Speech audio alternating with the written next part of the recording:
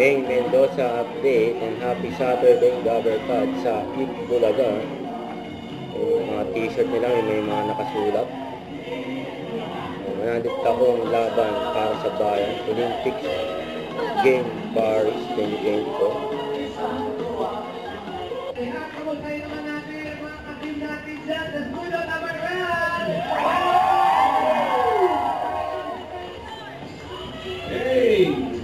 SQN and Jean! Sa weightlifting, voting. Everett Ando! Oh!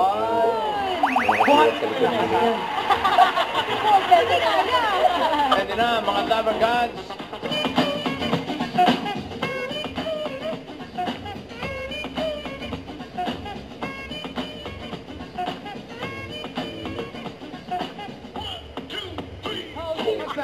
Joso! Kaaway ni Joso! Ay, taray!